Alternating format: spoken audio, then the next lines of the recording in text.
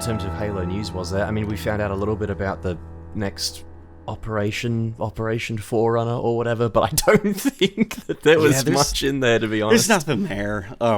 It was a pretty low-key announcement, weirdly low-key. I mean, our prediction was correct. The Isaac Hannaford concept art for the Forerunner is the...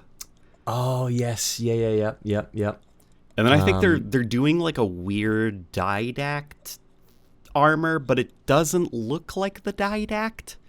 Like it's got the shape of his helmet, but it's like combined with a monitor because it's got a single eye. Yeah, I'm just trying to find that article on Waypoint now, and I can't seem to see it. But I know that there was a Steam thing. There we go. There was a Steam thing for it, Operation Forerunner. That's just like it's happening. Yeah, April 8th through May 6th, unlock new Forerunner-themed customization. Yeah, well. That's the didact, right? What that helmet's supposed to be? Yeah, it reminds me a little bit of, is it Cold Storage from Halo 3 with the big monitor eye that kind of looks around and stuff at the players on the map? It reminds me a bit of that, the way it's embedded in the helmet. But it does look a bit... I can't tell if it's maybe supposed to be a sentinel. Oh, could be. Yeah, I can see that. I mean, it's Forerunner stuff. Yep. For Halo Infinite. I'm sure it'll be expensive. But welcome to Warthog Radio, episode 4. Hell yeah, we're still going. We haven't quit. There's no Halo news, so we'll make our own. Yeah, exactly. Pretty much. There's to put it politely, there is stuff all happening in terms of the Halo scene currently. It's just Operation Forerunner, some new Forge features or something that they released, and that was about it. Yeah, they shared like community-made Forge maps in an article. They announced Operation Forerunner, which we knew was coming. They just now have said when it'll be, but haven't shared anything else. So I'm sure there will be a huge info dump next week when it drops on Tuesday, I think. Yeah, something like that. I think. Hold on, what did they say? April 8th. So that'd be Tuesday. Yeah. And that's about it. All's been kind of quiet on the Halo front. Yeah, unfortunately, it's we're getting that kind of you feeling that that dryness in your mouth. Wait, a little bit dehydrated. Yeah, it's a little bit hot out. That drought setting in. You feeling that? Wait, I can't remember the last time I had a drink. Which way did the sun rise again? Yeah, it's feeling like we're being treated a bit like mushrooms as Halo fans currently, kept in the dark and fed shit.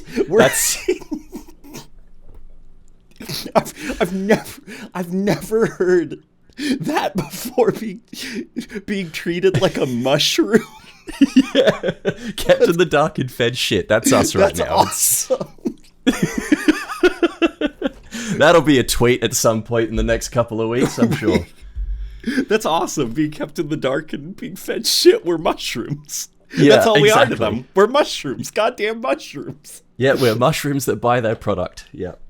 We're gonna have to make our own fun this episode, and thankfully people have left like a lot of comments, questions, specifically inquisitive comments, you could say. Yeah, there's a couple of pretty good questions here, so we're going to go through and we're going to answer some of them to the best of our ability. It's almost like a blessing that there's no Halo news, because we're pretty damn good at not focusing during this. So a whole just like episode excuse to just yap. Yeah, pretty much. I mean, that's, as content creators, I feel like that's what we're best at, right? So God, we have so enjoy the yappening. Yeah, the yappening. That's basically what we're doing here. Like it's for real, and we're doing it this time. Yeah, just slightly less high-pitched voices and sucking on methane. Which which question would you like to start with? Well, there was a particularly interesting one. It was a bit long, but I thought it was the username of this guy just made me giggle. Chef and the Arbor Store. their question was, I'd love to hear more about the difference in aiming between Halos 4 and 5. I especially noticed it with Halo 5, so some insight into that would be great. I know that there was a previous episode where you talked a little bit about the mechanics behind the aiming in the Halo games. Yeah.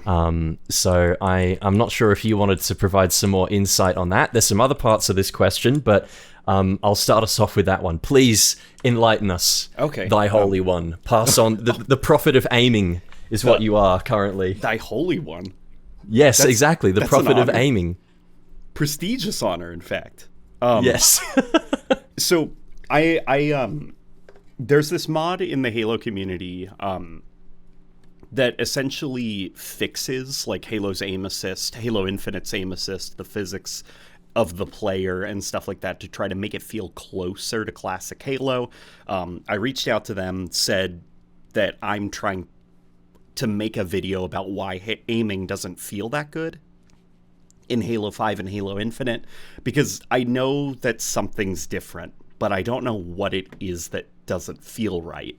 Like, the community talks about like aim assist this, maybe the aim acceleration that, like hit scan, and what this guy, group of guys, like what they said was that it's this combination of different things. So during the Bungie games, if you could imagine like a cone in front of you, that cone, anything caught in that cone will it's called a reticle stickiness. And what it kind of does is it will sort of like gravitate and hold your aim in the direction of somebody who's caught in that cone. Like, it's, your aim assist. And it's a wide cone too.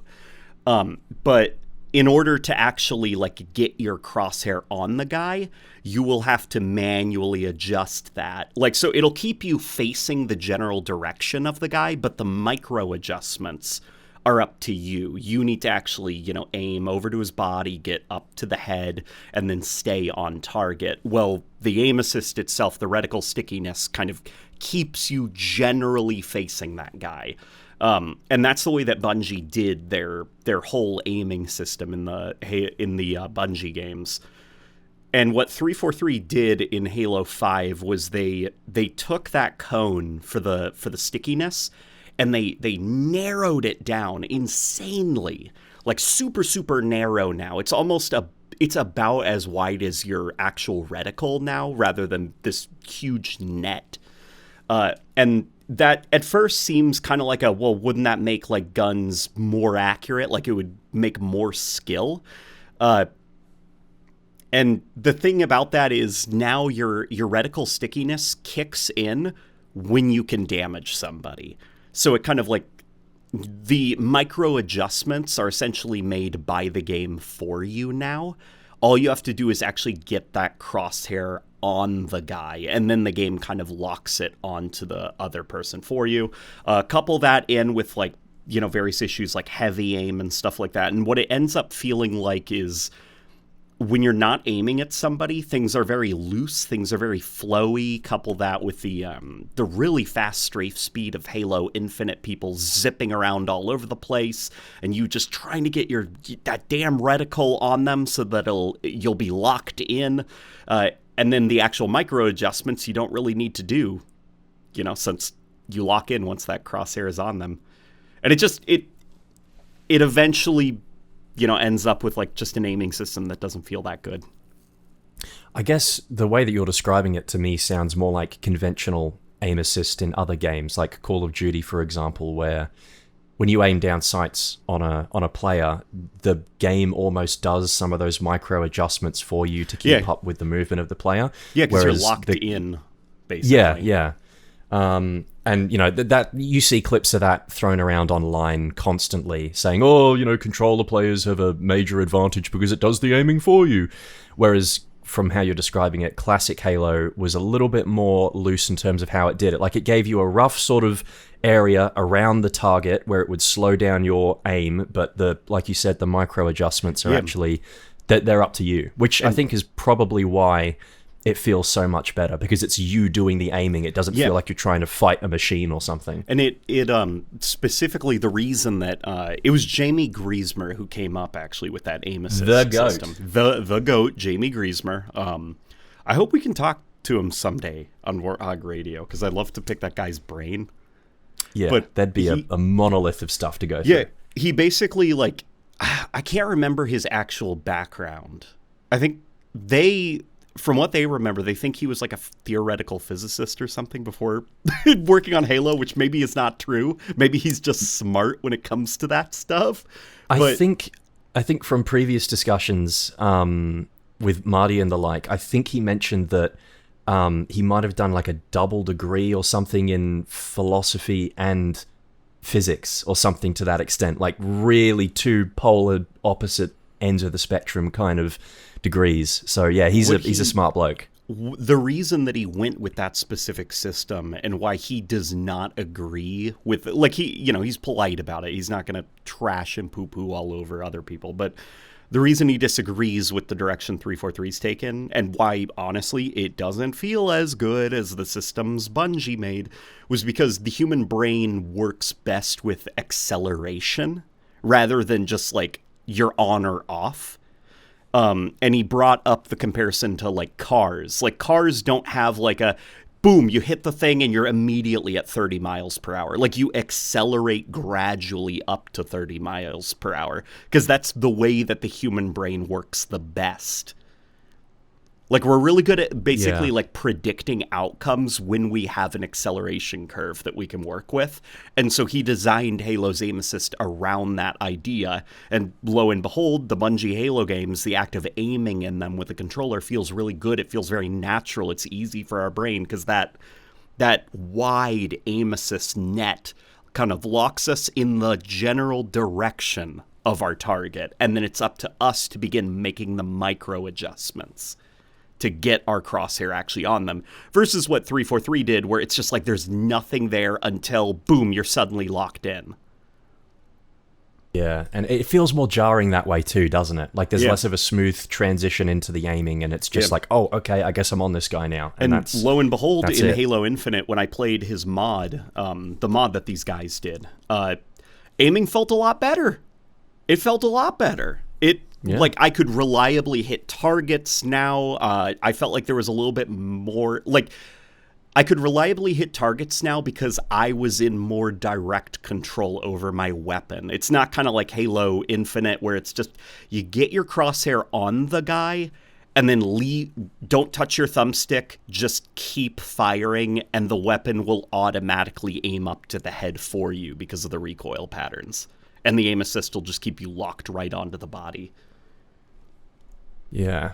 Do you think it's something that, that, for example, if the community perhaps made enough noise about this, or... Because I don't think it's something that's going to necessarily change in Halo Infinite, but for future Halo games going forward, do you think that this is a design pillar or philosophy that they might consider going forward again? Because I hope it is. I think so, because something that's really interesting is this guy...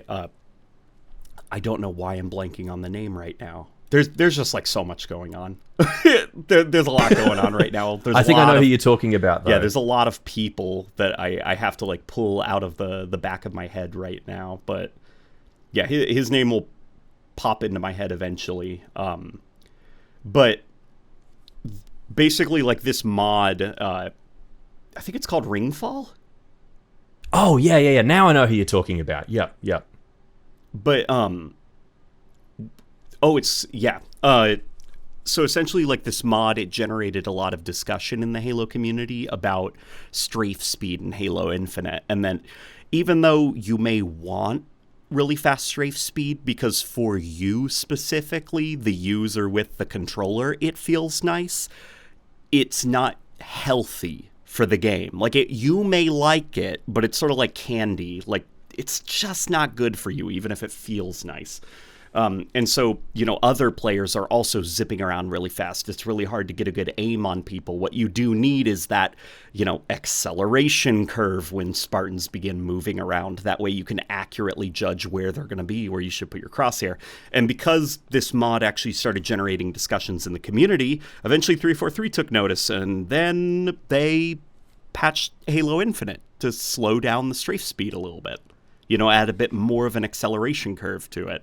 It's not exactly like the Bungie games, but they can't, because the maps are scaled around the old strafing speed.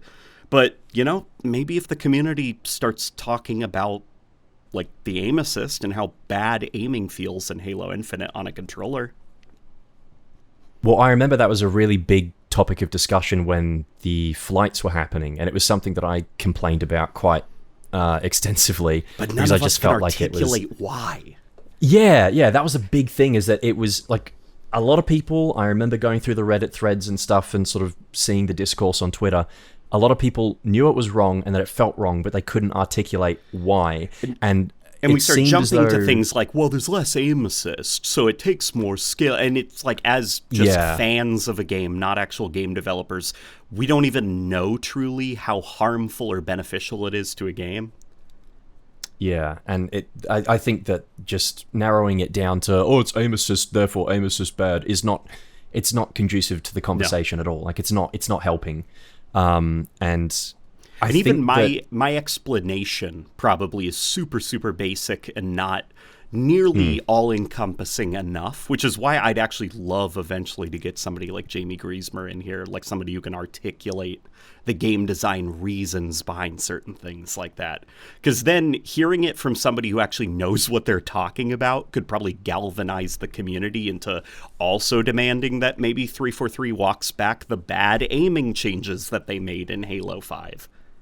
Yeah. I always chalked it up to, like, it was just something that was missing from the transition to, what was it, 7th to 8th generation consoles, like just something got lost in the translation.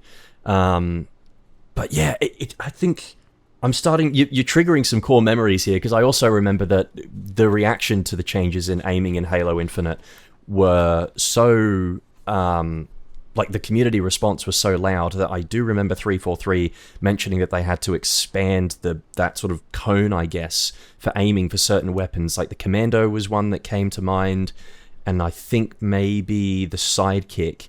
And even then, it didn't really feel like a noticeable improvement for those weapons. And I think people just kind of thought, oh, they've done it, they fixed it. And because we're so many years down the road from Halo Infinite's release, people have just kind of gotten used to it, despite the fact that if you go back and you play Combat Evolved through to Halo 4, there is very much a distinct feeling for the aiming for those games. And I experienced this myself recently, where I went back, played those games a lot, hopped over to Infinite for the latest operation or whatever, and I was like, oh god, right, this is how this game plays and feels, and it's it noticeably so different worse from the others. There's a kind of a skill curve that you have to get over to adjust to that different feeling again. It was really jarring. And even then, that like skill curve, it's just getting the crosshair on to the enemy player. Yeah. And then once it's on the enemy player, like, you can let go and the aim assist will keep you locked in. Like that battle rifle. So the battle rifle has always had a self-correcting recoil pattern to an extent, where the idea is like 1, 2, 3 shots, and then it'll come back down and reset. Like, it'll bounce up with those 3 shots before coming back down. But the problem with the way that Halo Infinite's aim assist works with that is now the battle rifle in Halo Infinite, it's probably one of the least skilled battle rifles in the series to use, because all you have to do is get your crosshair on their lower body, like their stomach or their chest, the biggest parts of the Spartan, then let go of the thumbstick and start squeezing the trigger, and the recoil pattern will bounce all the way up to a free headshot and then reset back down to the stomach. Yeah. So it does the work for you. Yeah, it takes the skill out of actually aiming for someone's head, because if you aim for their head, then the recoil's going up and above their head and you're not getting those shots in. You're literally rewarded for aiming at the largest part of the body. Yeah, I know that there was a line in Halo Reach where Jun said something to the extent of center mass, nothing fancy, but you did not need to take it that seriously, 343. Yeah. you did not. Well, I doubt it's maliciousness or anything. Oh yeah, no, I don't think it is either. Because they also some of the folk at 343 they do mean well, but I don't think they quite understand clearly with the strafe acceleration, they can see what the choice for Halo Infinite's launch of just let it play like Doom 2016, insanely fast strafe speeds and stuff. They understand why that was a bad decision now because of the way it made the player base play Halo. But the aiming stuff, I'm not sure if they quite understand yet that the change made all the way back in 2015 for Halo 5, it's not great, and it doesn't make for compelling shooting in Halo.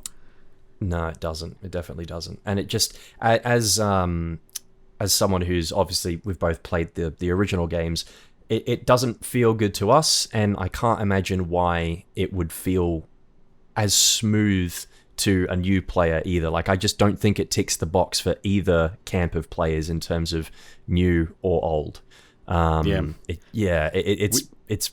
a bit more modern maybe, and it's comparable to what other FPS games are doing in terms of how they handle their aim assist, but Halo's always been better than other FPS games in terms of how it handles a lot of things, so it should strive to do better. Just my 2 cents. Well, I think even compared to other FPS games, I don't think it feels nearly as good. I actually use xCloud, the streaming service. It's a fine service. It's not as good as whatever that NVIDIA streaming service God, was. That's rough. Say less. Yeah, that thing is great, but xCloud, it basically, you can stream like a fuzzy pixelated 1080p image from an Xbox Series S somewhere. So it's you get the worst version of the next gen games with a little bit of input delay. I'm making jokes. It is fine, and it's perfectly playable, and it's sometimes even enjoyable, but Halo Infinite is a first-person shooter that is very hard to play over xCloud because of the inherent input delay of streaming combined with, the fuzziness, and then in-game, the poor aiming system and aim assist system that they have. If I play Black Ops 6 on xCloud, feels fine. I can play well. But specifically Halo 5 and Halo Infinite, those just don't feel good to play. MCC feels fine. It's just those two games, Halo 5 and Halo Infinite. They do not feel good to aim in on xCloud. I've always been interested in wanting to try playing some games on xCloud, but because the internet in Australia is fucking atrocious, it's never been something that I've been able to partake in. What have you played? What have you played on? What system? Oh, I mean, I made the jump to PC in 2020. And for xCloud. Sorry, for xCloud. Oh no, I haven't touched it. I just know that it's it probably would not work on Australian internet. It just wouldn't. Okay. Even with all the upgrades and stuff that we're getting to our internet throughout the last few years, I don't think it'd work particularly well. Okay. Yeah, we're just 20 years behind the rest of the developed world, unfortunately, despite the fact that Australia actually invented Wi-Fi. Fun fact. Yeah, it did. Really? I think it was the CSIRO, which is our main scientific organization, government funded, of course. But I'm pretty sure that that Wi-Fi was initially invented there, and then it kind of went out to the rest of the world. And for whatever reason, we just got the shit version of it. So, yeah, it's. I mean, look, fact checks necessary, citations required, but I'm pretty sure it was. I'm double. Oh, I don't know. Hold on. Wait. I need to check this. I'm on the Wikipedia page for Wi-Fi, and I see a lot of references to Australia. So you may be on the money. Yeah. Here we go. Yeah. In 1989, a team of scientists in Australia began working on wireless LAN technology. Oh, there we go. All right. Yeah. So we did do something good for the world. Wow. We did have another major export, except for, shrimp on the Barbie. Yeah. And all that crap. That's like... We can thank Australia for two things. Shrimp on the Barbie and pretty Wi-Fi. much. That's about it. Yeah. Oh, boy. That's cool. Okay, I didn't know that. Well, man, what's up with your wife? I don't know. Look, I could get real political about this. You guys should be I know. king I internet. could get real political about this, but I won't. There's a long history of interchanging of wacky, goofy interchanging hijinks. governments not necessarily giving our national broadband network the attention and the money and the love that it needs. And it's only just been within the last 5 or so years that a lot of places in Australia have actually been getting fiber to the premises instead of just to the node or to the curb or whatever. So we can actually get decent download speeds of 50 megabits plus or whatever instead of fucking 40 kilobytes, which for the longest time when I was gaming on the Xbox 360, that's what I had, and it was fucking rough. It was so bad. Like, I'd have to cram in my gaming sessions before my dad got home from work, because the first thing he'd do is come home, he'd hop on his computer, and he'd, start working from home or doing a bit of, like YouTube or average scrolling or whatever, and I'd be like, yep, I just can't hear what anyone is saying in the Xbox Live Party chat, and I cannot play video games anymore. So yeah, it was... not fun, but... What games did you mostly play? Oh, man, it was always Halo. And whenever Dad got home, it was onto solo zombies, because I couldn't play with my mates. I was going to say, that's when the good old rubber banding starts man, when I in. saw that little red bar on the ping counter to like the left of my leaderboards... on multiplayer or something, I'd be like, yep, it's time to play solo zombies now. Hop on COD solo zombies. That's what I'm doing. Because I couldn't lag solo. I assume the Battlefield series was unplayable for you on the 360. Pretty much. Yeah, those Frostbite games, until I want to say like a Battlefield 1, I don't know what it was about them, but they just like any slip in your internet connection, it was like the whole game just shut the bed. Pretty much. You will be rubber banding, you will never have a good game. Yeah, I think I got a handful of good games out of Battlefield 3. Like, I bought into Battlefield 3 because it was around that period in time. When did that come out? 2012? I want to say, or 2011? I think it was what is it that Yahtzee said? Shooter series shooter season 2010. Yeah. Where it was like all these first person shooters started coming out around the same time, like Modern Warfare 3, Battlefield 3. Yep. It's sort of Was it? I think so. Yeah. Around that period between sort of Halo Reach and Halo 4, I think. Battlefield 3 2011. Right. Yes. Yeah. Yeah, shooter season 2011. Yeah, because that would have been, year after Halo Reach, before Halo 4. Black Ops 2 hadn't come out yet, and I wasn't the biggest fan of Modern Warfare 3.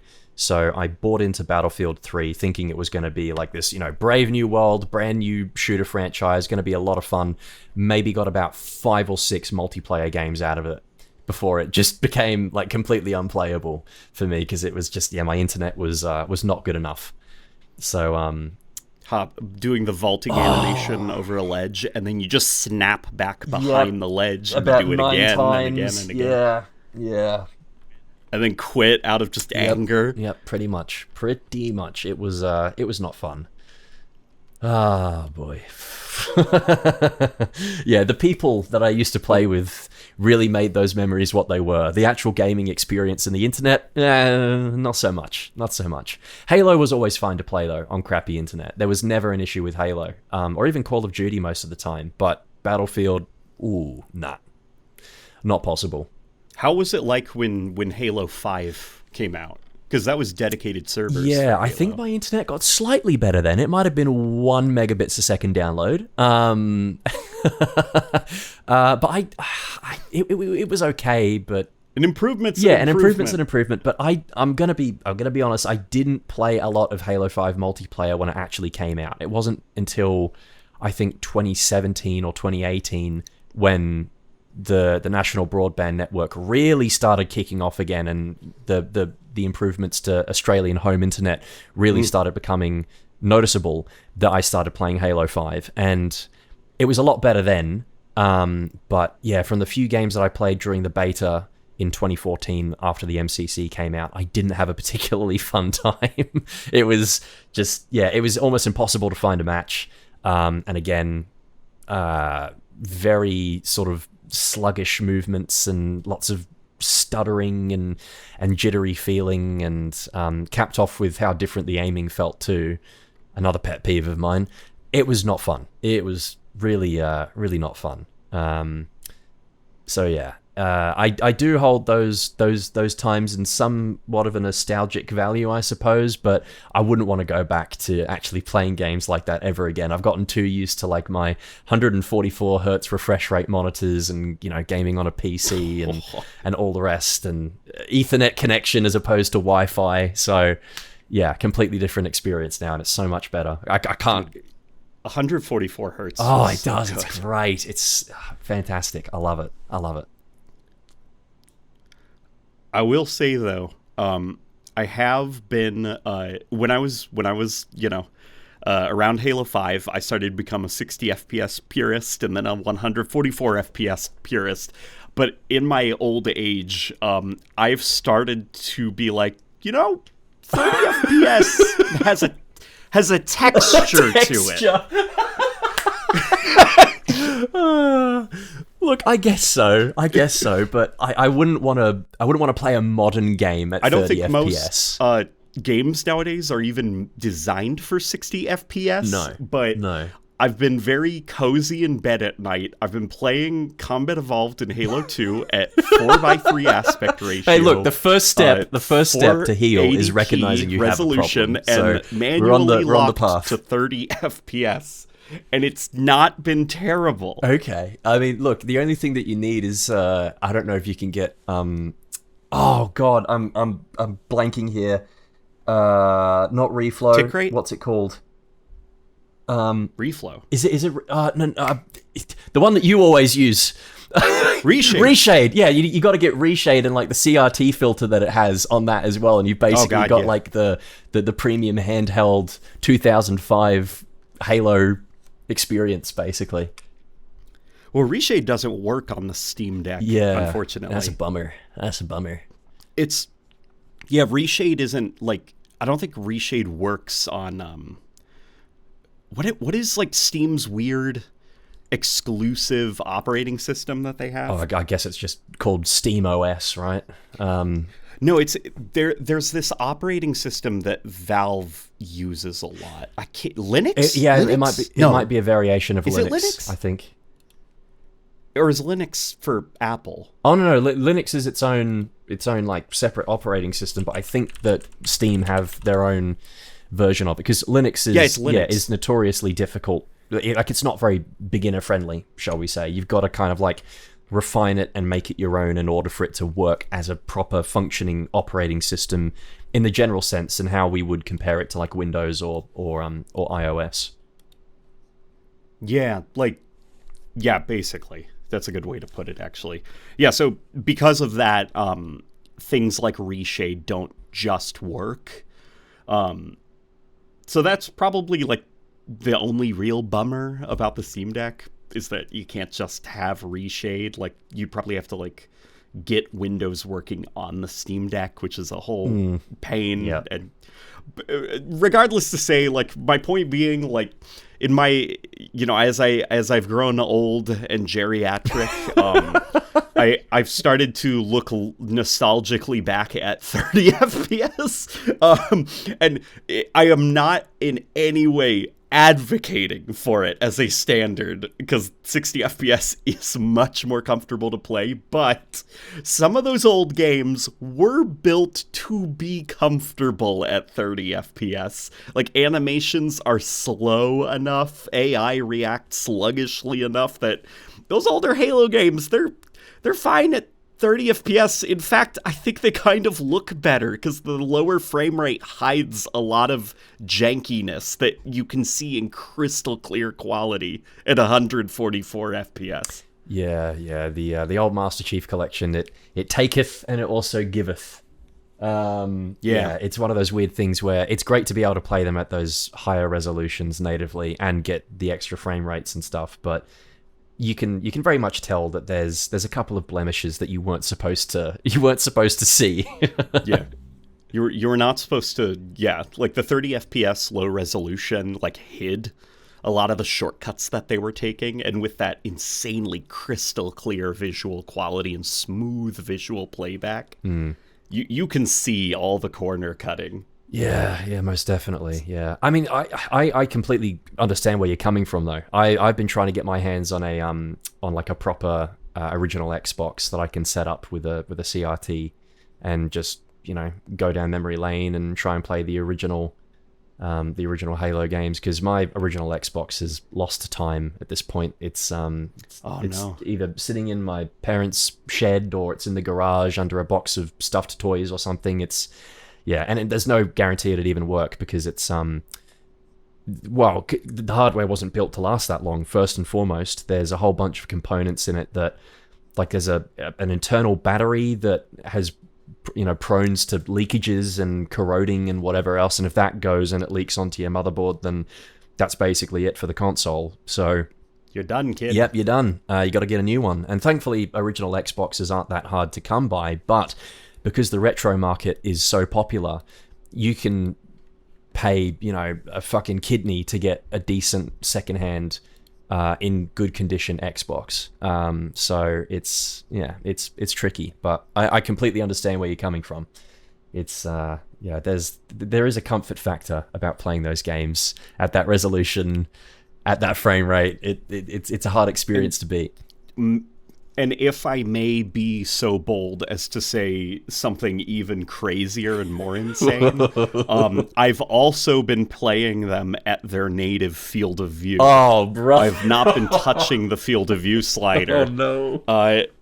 And this could potentially link back, though, to our talk about Jamie Griesmer and his views on, like, aim assist and aim acceleration and all of that stuff. He also said that if he could have his way, like a while ago, he would not be including field of view sliders in games. Oh, okay, all right.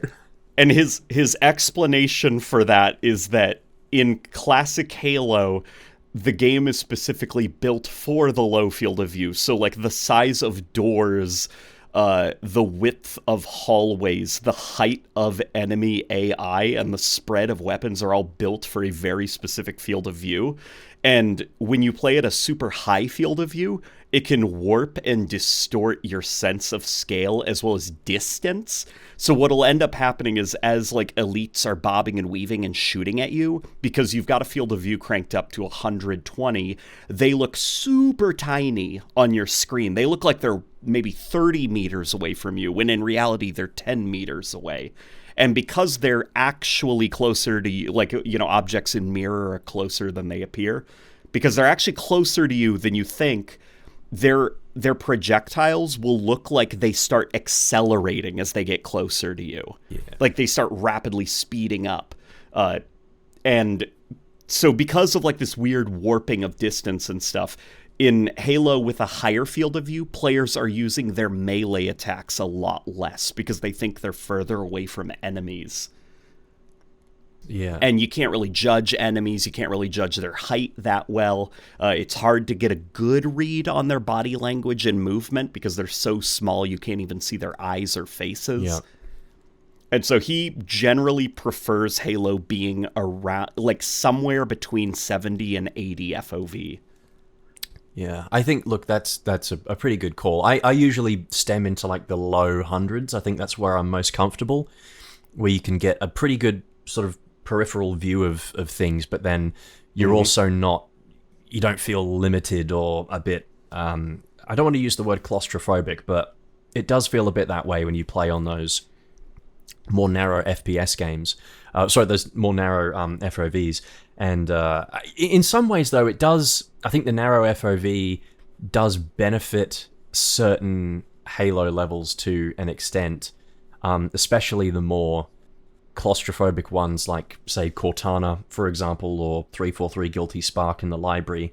You get way more of that feeling of being surrounded and not sure of, what's going on around you all the time. You got to have your head on a swivel a bit more, as opposed to... Well, and Halo's usually Oh, yeah. Oh, sorry, no, I was just going to say, compared to playing, the library on like 120 FOV, you feel like you have a much better control of the situation, and you don't really get that feeling of being overwhelmed as much, I suppose. Yeah, the Halo, specifically, like some of the games like Halo 2 and Halo 3, where they're not at the point where they can convincingly do the outside in high definition. Like Combat Evolved benefits from everything being sort of low resolution looking, so like outside aesthetically matches inside. But with Halo 2, like once you step outside, it just kind of looks like a flat floor texture and then like trees every now and then. Same with Halo 3. But when you're playing at a super high FOV, you really can see how low detail like Halo 2 and Halo 3 are, where if you play at a super narrow FOV, like it's almost like a film camera blocking, like you are seeing what the developers want you to see at any given time, and it usually gives you the illusion of there being more detail in the world than there actually is. But for the sake of accessibility, I'm glad Jamie Griesmer can't have his way, because there is legitimate like medical reasons for why every FPS game should have a field of view slider. Yeah, absolutely. Like, motion sickness isn't just like you'll get used to it. Nah, bro, nah. Yeah. So, like, I respect Jamie Griesmer's genius when it comes to things like the aim assist, and even the field of view. I'm so thankful that I can play games at a low field of view and appreciate them and not feel sick, but I am never going to advocate that everyone switches to playing at, like, 60 field of view for the true experience. Yeah, no, absolutely not. Absolutely not. Like, play at whatever is comfortable and doesn't make you want to throw up. Yeah, I ran into that issue actually going back and playing Black Ops 2 on Xbox recently, because I haven't got it on PC, and I think the field of view for Black Ops 2 is maybe, I want to say it's somewhere in the realm of like 70 to 80. And I think it's even lower. Yeah, it's pretty, because it's tail end of the 360 console generation. They were trying to cram as much detail on the screen as they could, and so of course you got to narrow that field of view so that there's not too much processing power being sent out at any given time. And yeah, after playing for a couple of hours, admittedly, I did feel a bit woozy, because there's so much moving around that you've got to do in zombies. You're jumping up and down, you're sprinting, you're always trying to look behind you as well. It did get a bit much. So yeah. To 343's credit, we do like to poo-poo a lot on some of the decisions made, but to 343's credit, Halo Infinite is one of the few first-person shooters in the world that my wife can play, and she's fine.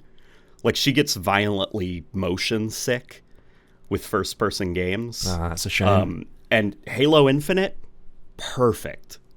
Like, she feels so comfortable playing that just because of how carefully they design things like the HUD, the way that the view like bobs when you move, and as well as just being able to turn that off. Yeah, like they did a pretty good job making a comfortable feeling first-person shooter in motion. Yeah, and being able to sort of turn down some of the screen shake and stuff like that is also a good. Yeah, that's also a good addition. I appreciate that. Not just from a obviously, yeah, there's health reasons involved, but also just because I hate it when first-person shooters add a whole bunch of screen shake and visual noise to their games. It just really puts me off them, because I like being able to get that information, of what's happening on screen completely without the extra crap going on. It's, yeah.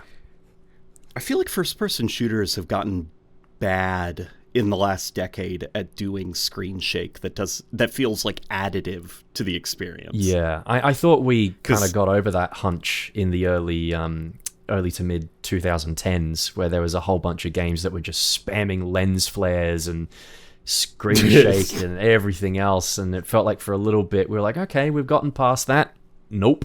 It started happening again. Well, the reason I say that is because I'm a big fan of the Battlefield series, and Battlefield 4 and Battlefield 1 are games with a lot of screen shake, but they feel like comfortable to play. But the new Battlefield game, 2042, when you have screen shake on, it feels awful. Like, it feels so bad, like they haven't calibrated it correctly.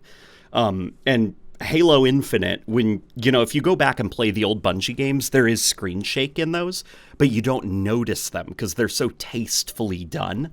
And they kind of like add to the action rather than feel like, whoa, you can't see anything. And Halo Infinite, if you actually turn on screen shake, it feels so bad. Yeah, it's not a particularly to the great point experience. to the point that I think there's a bug. Like, I don't think your camera updates at the same like frame rate as the actual game world. Like, I think there's frame pacing bugs in the camera updates.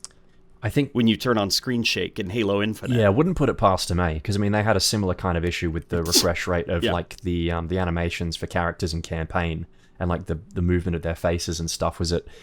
They did 30. They did fix. Yeah, that, they did. thankfully. They did, to their credit, but just took them a year. Yeah, it's just a weird thing to overlook for the launch of the game. I don't think they overlooked that. I think they actually did it deliberately, because at least one of the folks involved in the narrative told me in DMs around the launch of the game that was, despite them saying publicly that it was a bug, it was actually done intentionally because of the Xbox One hardware.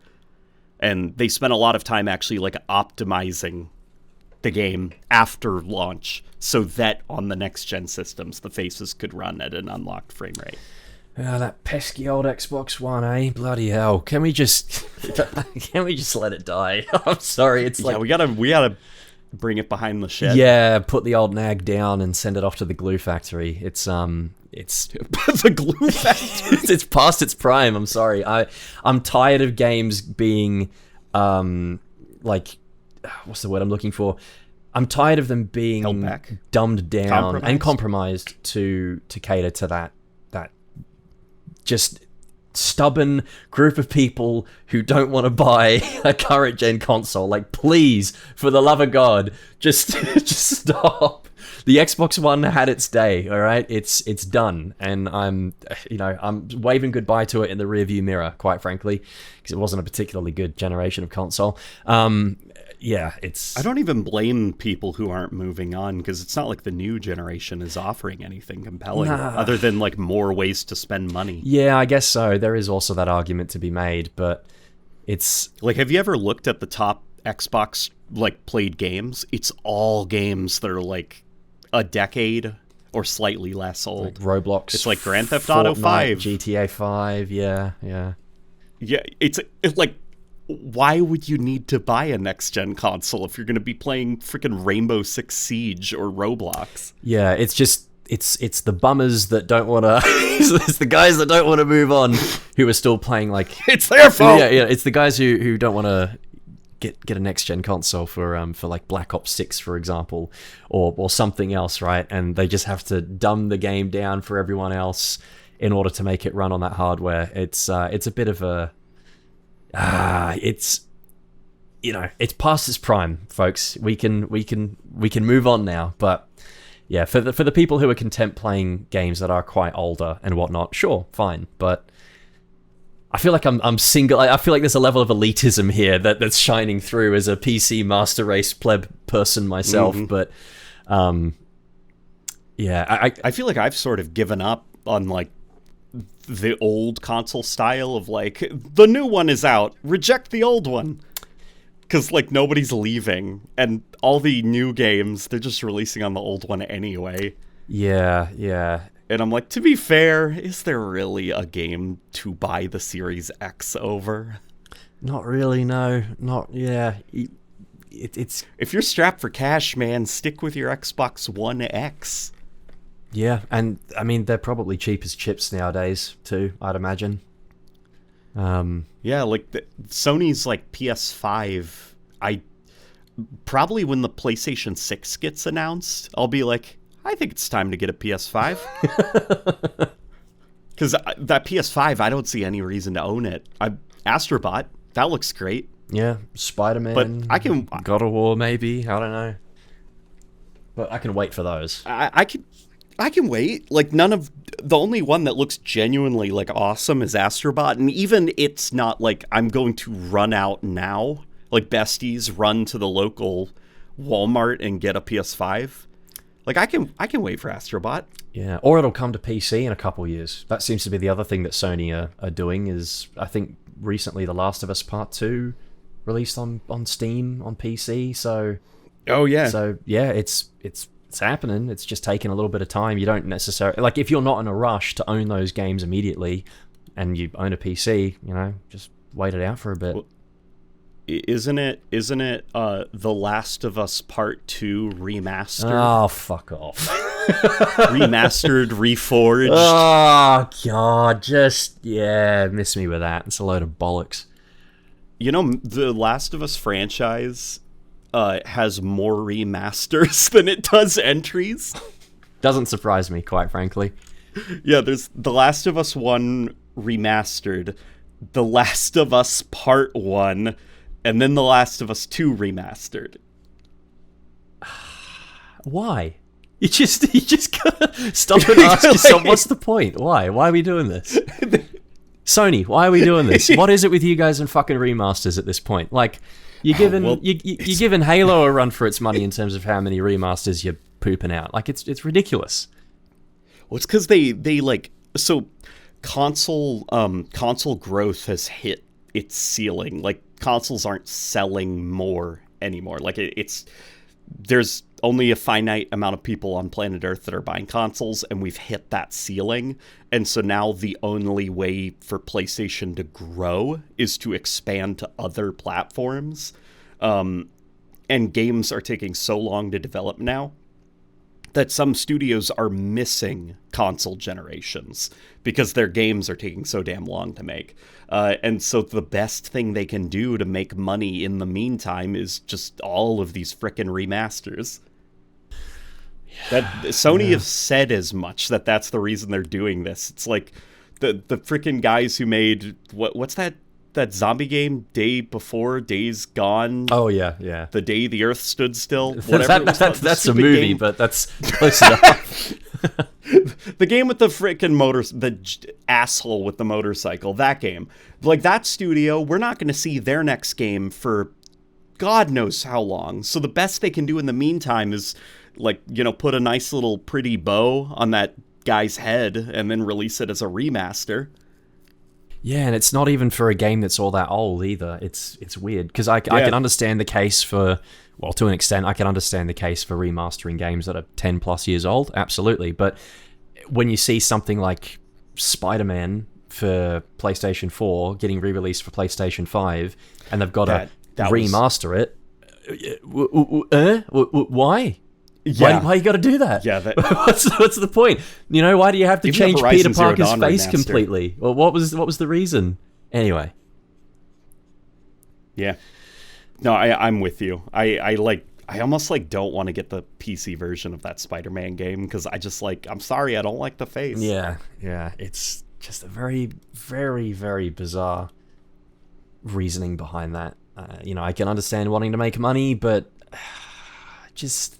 Well, I think it's less about wanting to make money and it's more about wanting to save money. I think the official explanation, or not official, but the people have figured out explanation is that it's less. It was the new face lines up better with the mocap actor for Peter Parker, so it's less work for the actual animators and stuff. Because they don't have to take this completely different face and get it to look good with the mocap data. Right. Okay. And here I was thinking it was just because he looked slightly more like Tom Holland, but... That's the conspiracy theory, because the face is so goddamn generic. Yeah. So aggressively boring. Aggressively boring, I like that. Yeah, it's offensive how boring it is. Like Peter Parker's new face in the Spider-Man games. We mean no offense to the mocap actor, by the way. Yeah, I'm sure the mocap actor is a lovely guy. I'm sure he's got a great face. I'm sure it's not aggressively boring at all. I'm sure he's a very handsome man. Yeah. But the model that was built off of him is not it. Yeah. That's what I'm trying to say. Not it, Chief. Not it. Oh, man. I feel like we've just managed to talk about that one part of a question for about 40-odd minutes. We really have. What else is there? Wasn't there a second part to that question? There was. So Chef in the Arbiter also asked, as a side note. That's right. Yep. It's been that long. Oh my god. His side note question was, the music at the start was banging. Thank you very much. Love how it incorporated LNG's outro music with the sped up bit of the Halo theme, and then started layering and crescendoing that kind of cinematic outro music bits of Laper's videos use. Was that made by me? Yes, it was. Thank you very much. And at some point, I will try and do a full length version of that, because it's a bop. And it's a fun little bit of... It's a bop, dude. You killed it. Thank you. You killed it with the intro music. It's so good. It's, well, obviously it's inspired by that piece of cut music from Combat Evolved, Pomp and Circumstance, I believe it's called. And it's, it's a fun little piece, and it's also a good excuse for me to break out some of the old vintage synthesizers, which we were talking about the other day, actually. Some of the synths that Marty and Michael used for the original Halo soundtracks, especially Halo 1 and 2. A lot of that stuff it's no longer commercially available because it's quite old, but you can get sort of rough virtual, I guess, versions of them for modern day digital audio workstations and whatnot. But there's a little bit of the I think the patch is called Serengeti, which is the drums used for Covenant Dance. There's a little bit of that in there. There's a little bit of the Halo 2, I think it's called Boys Street Choir. There's a little bit of that in there too, sort of like underlying the modern choir to give it that typical O'Donnell Salvatore feel. So yeah, it was a lot of fun. It was a lot of fun to do. And at some point, yeah, I will make a full version of it, and just we can post it on the channel or something, because it's it's fun to do. Anyway, shall we ask another question?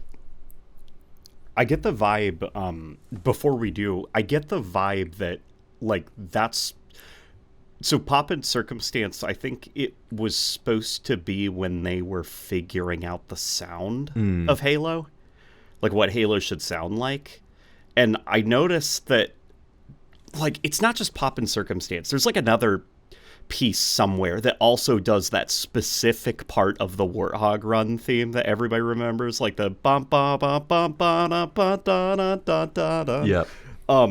I am convinced that for their entire run on, like, Halo, that those two were they really liked that specific part of the song and were trying to figure out how they could extend it into its full piece, but could never figure out.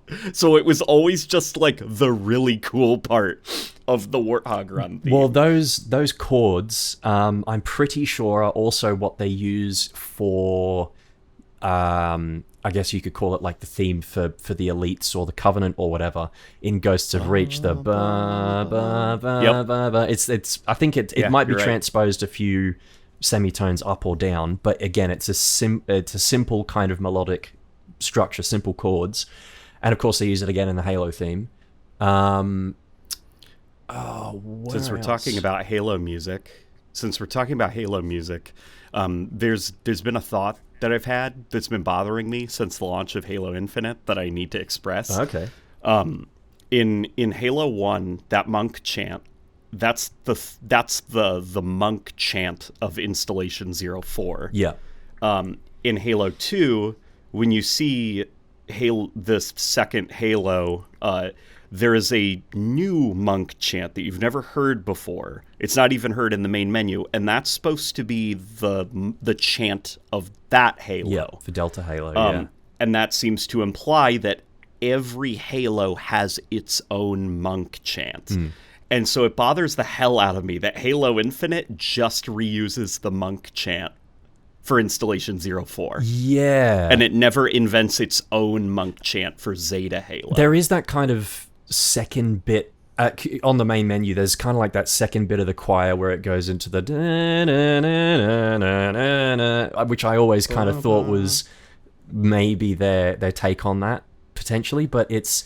I don't think so. Yeah, I don't think so either, because the Delta Halo monk chant is interesting because it's almost like the inverse of the original Halo theme, and it's in I think it's in D D Dorian instead of E, so D for Delta Halo. That's super clever. Yeah, if that's true. yeah, I think so. If that is so, something I was going to pitch to you or anybody out there listening is I'd love to do a community project to create individual monk chants for each of the Halos. Ooh. using original music hardware. Ooh, okay. So that they feel organic, and trying to get the choirs to not sound too, Too modern. too MIDI. Yeah. Where it's just ba ba ba. Like, see if we can get something that does sound kind of like lost Bungie Halo music. Yeah. Well, that's something that Neo Tiaika, who did the music for Crash Site and was previously part of the Dig Site team, that's something that he's always been incredible at. God, his stuff is so good. Yeah. It's so good. Dude, the freaking Alpha Moon, was it? Yep, as well. Yep, Alpha Moon soundtrack. That soundtrack is so good. And he did his own kind of version of the monk chant for Crash Site as well, using similar kind of techniques, because it's a combination of I think Marty and Michael got about 5 vocalists in total, including themselves. Half of them were old jingle singers from their days doing jingles for Flintstone gummies and whatever, and Mr. Clean, and it was layered with, I think, 2 different types of choir from the Emu Proteus 2000 synthesizer, panned left and right. So you've got a choir oo and a choir ah, which are the synth sounds, to kind of add a bit of extra depth and layer to the 5-person vocal ensemble, which in itself isn't a lot, but when you put those extra synth voices in there, not only does it make it sound larger than it actually is, but it gives the choir this kind of almost uncanny valley kind of sound to it, where it's not quite all natural, but it's also not quite synthetic, which is that particular reason why I think that original Halo monk chant for Alpha Halo is so iconic, and it's often the one that people think of the most, even though it's been covered in Halo 3 and Halo Infinite and whatnot, and for the anniversary editions. The reason why it sticks with people so much is because of that mix of actual authentic voices and the synth choir backed in there as well. And it's a technique that Marty and Michael use throughout the soundtrack. They'll frequently complement their own voices and that of an actual choir with some other sort of synth choir underneath it, which gives Halo that unique sort of sound. That weird background fuzz you can hear behind the vocals. Yeah, a lot of reverb chucked on it as well to give it that space and that feeling of it being in like a chapel or a cathedral or something too. Yeah. My favorite version of the monk chant is the Halo 3 main menu version. Yeah. But the mystery of the original one is it raises your arm hairs a little bit. There is this kind of almost sinister. Almost, yeah. I think that not like evil, but there is definitely something dark behind the monk chant in Halo Combat Evolved. Yeah. There's a lot of those sort of low drones and stuff as well, which are, again, they're fun fact. So the sound for the flood that everyone knows, the flood alarm as they call it, the the psycho. Oh yeah. That's a patch on the Proteus called Tarzan's Dance, because I think it's I think it's a tuned up and sped up saxophone or trumpet riff that someone plays. That is so awesome. Just like repeated. But if you go really low down deep on the register on your keyboard and you play a note and it's spread out and it's extended over many, many seconds, it's the same sound for the flood that you actually get as the low drone in the opening of the Halo soundtrack. So that kind of low warbling sound is the same for the flood too. Now, I'm not sure if that was intentional or not on Marty and Michael's part, but I do think it's pretty fucking cool that it's the same thing. And it's obviously you're not going to know it unless you've owned the instruments and you've played them, but it's interesting how the whole purpose of Halo is of course, to stop the flood, and they have their own theme used with the same sound that introduces the whole game as well, with that low drone and then eventually the choir. So yeah, it's cool. Your knowledge bomb about how the monk chant was composed also explains why I really do not like any of the post-Bungie versions of the monk chant. Yeah, the anniversary soundtracks are... Oh, God. Yeah. Dude, the anniversary, it's like... It's ooh too much. Ooh. Yeah. Ooh. It's like, that's not what a Halo monk chant's supposed to sound like. You're not supposed to be screaming ooh into a microphone. Yeah, it's also because it's obviously they've got more money, they've got more production value, and I think it's overproduced. It is incredibly so. And I don't want to discount all the people who worked on it, because they're all immensely talented, and they obviously had a great deal of love for the original work, and they had a lot of fun doing it too. But well, Tom Salter's the guy who... Tom Salter and a couple of others, but they went a bit overboard with it. I think that the brief that they were probably given by 343 Industries was just make it sound big and bigger and add more proper instruments and all the rest. And of course, they ended up using a full choir as opposed to the smaller size. And it's all natural voices as well, as far as I'm concerned. As far as I'm aware, I don't think there's any synth underlying it at all. It's a full choir section, and they it feels like they're rushing through it too. Like they're putting almost too much energy into it, and so it feels less ghostly and ethereal and melancholic, less and wispy and kind of mysterious. And it's more just in your face, and that's fine for certain pieces, but for others it's a bit much. Like Heavy Price Paid, for example, the Halo 2 anniversary version of that is Heavy Price Paid is loud. It's way too much in Halo 2 anniversary. It's way too much. It's because it on the original track, it's a combination of, I think, Marty's voice and a couple of others, and then there's the same synth choir as they used for the Halo 2 opening prologue theme that you hear on the main menu. And a couple of others sprinkled in there too. And it's purposefully very solemn and very dulled down, because it's supposed to be melancholic. It's very like quiet, reflective, and kind of just, it's like quietly sad. Yeah. And then in the anniversary soundtrack, they reinterpret it as this like screaming operatic choir. Yeah, it's just too much. It's too much. Yeah. Yeah, it's...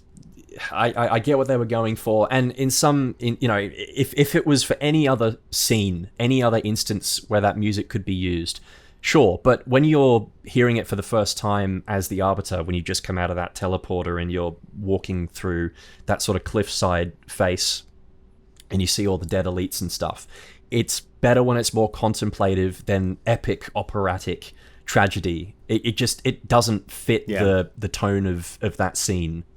So it's a hard job to try and reinterpret such great music, and in many instances I just don't think that it was necessary for them to have done it either. The original soundtracks still sound great. They still stack up relatively well, so I don't think they needed to go to all the trouble of recording it and reorchestrating it and stuff. It's a problem every remaster has. Like, across any fandom for remasters, remakes, and stuff, usually the consensus is the original soundtracks were better. Yeah, by a country like Age mile. of Empires 2 remastered, I hate what they've done to the music. It's so overcomposed. It's the exact same problem. Yeah. There is kind of a I guess a want to bring it into the modern day and make it sound bigger and more epic and more bombastic and Hans Zimmer-ify it.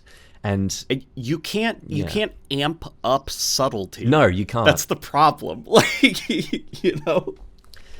Yeah. And it's crazy as well that you get a whole bunch of amazing composers within the Halo community, like Neo, like Jafet Meza, who get this stuff so much better than this big team who were, tasked to do this and paid a whole bunch of money, and they still managed to just blow it out of proportion. Whereas, the people who who aren't getting paid to do this in most instances, have a better grasp and concept of how that music is supposed to be and how it's supposed to sound and how it's done. It's well, I think some of it may also just be like the nerdy aspect of communities. Yeah. Where it's like for some of these people, like it would be one thing if like Tom Salta was hired full time to be the Halo guy, like Halo was his bread and butter.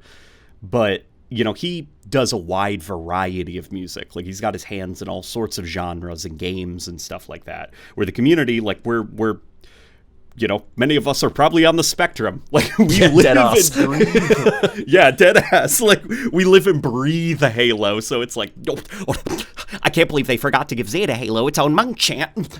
How could they have not known? Like, you know what I mean? Yeah, absolutely. Yeah. And especially, you know, coming from the I completely stuffed that up. The self-confessed Halo music nerd, you know, like I'm and also self-professed now. Yeah, now it's your title. Yep, the self-professed. It's as someone who's done about 2 or 3 videos, like studying this shit and breaking it down. It's different than if you're getting called on, you know, and paid to do a job, right? So very different. Yeah. What were we talking about? We've only managed to get through one question said monk from chant, one person, and then we lost our minds. Yeah, pretty much. Do we want to move on to another question, because we do have another one that's quite big. I think this is going to get us talking for a little bit. Oh God, let's go. Let's do it. I'm ready. All right, Q&A from Sundere Merc. I hope I pronounced that right. 2963. And they ask, how do you feel about weapon overlap in the sandbox? One thing I never liked about Halo 4 was how it had 4 main precision rifles, or how Infinite has 3 human precision rifles alone. And by extension, Halo favoring those weapons more, while Combat Evolved let other weapons shine alongside the Magnum. So, weapon overlap. How do we feel about it? Man, that's a tough question. And it's good that we picked it, because I think that's like a topic right now in the Halo community. Because, you know, before Halo Infinite, all we had was Halo 5, where it had like 300 versions of the exact same gun.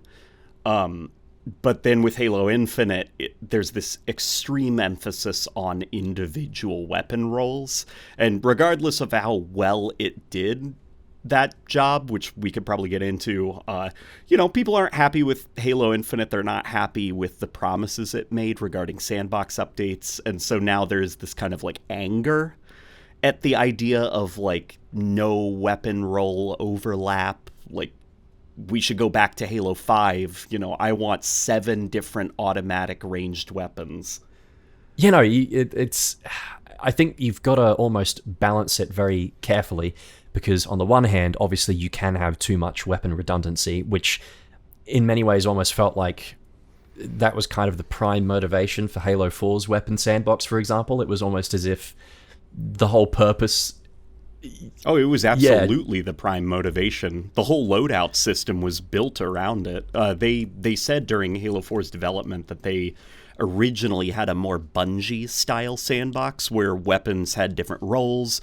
The Forerunner weapons were a little bit more magical and a little bit like weird mechanically, but people, you know, Call of Duty kids during testing picked those weapons up, didn't know how they worked, and then threw them away and picked up a shotgun because they know what a shotgun is.